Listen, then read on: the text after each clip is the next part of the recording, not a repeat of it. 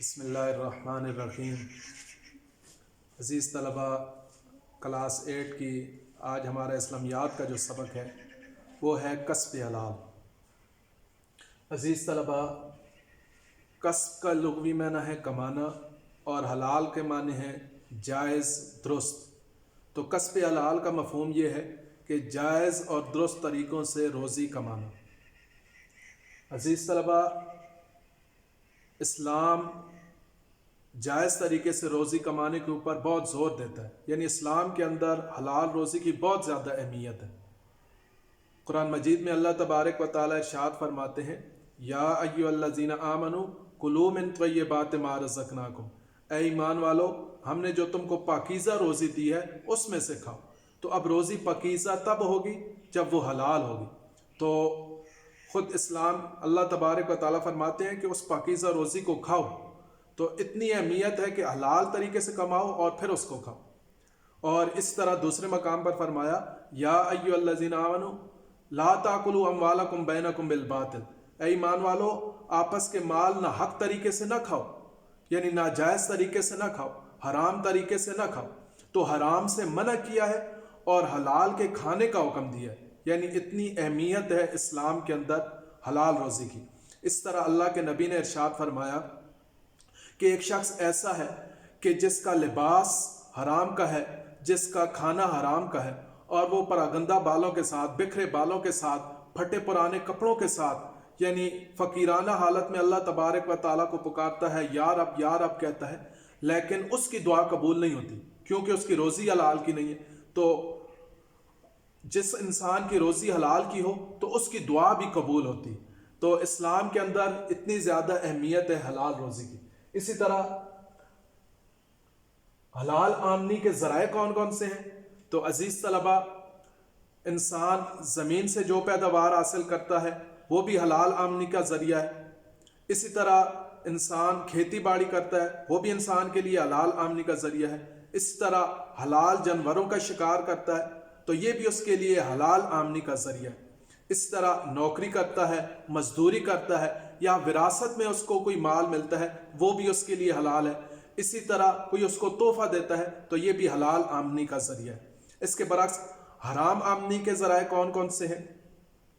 تو جوئے کے ذریعے سے، رشوت کے ذریعے سے، یا اسی طرح چوری کے ذریعے سے حاصل ہونے والا مال، یہ انسان کے لیے حرام ہے۔ اس طرح منشیات کا کاروبار ہے، سود کا کاروبار ہے، اور اسی طرح شراب کا کاروبار ہے۔ تو یہ سارے کے سارے وہ ذرائع ہیں کہ جو حرام روزی کے ذریعے ہیں۔ اور اسی طرح بعض حلال ذرائع بھی، جب ان کے میں کوئی ایسا کام انسان کر دیتا ہے تو وہ حلال آمدن کے ذرائع بھی حرام ہو جاتے ہیں، جیسے انسان جھوٹ کے ذریعے سے اپنا مال بیچتا ہے، یا ناجائز منافع خوری کرتا ہے، یا اسی طرح ملاوٹ کرتا ہے۔ تو یہ چیزیں ایسی ہیں کہ یہ حرام ذرائع، جو حلال ذرائع ہوتے ہیں ان کو بھی حرام کر دیتے ہیں۔ تو اس طرح عزیز طلبہ، آگے ہمارا پوائنٹ ہے کسب حلال انبیاء کی سنت، یعنی انبیاء نے بھی خود بھی حلال طریقے سے روزی کمائی اور اپنے لوگوں کو بھی، اپنی امتوں کو بھی اس بات کی تلقین کی اور عملی طور پر کر کے دکھایا کہ حلال طریقے سے روزی کمانی ہے۔ یعنی تمام انبیاء کا عمل، سنت عمل جو ہے وہ حلال روزی کمانا ہے۔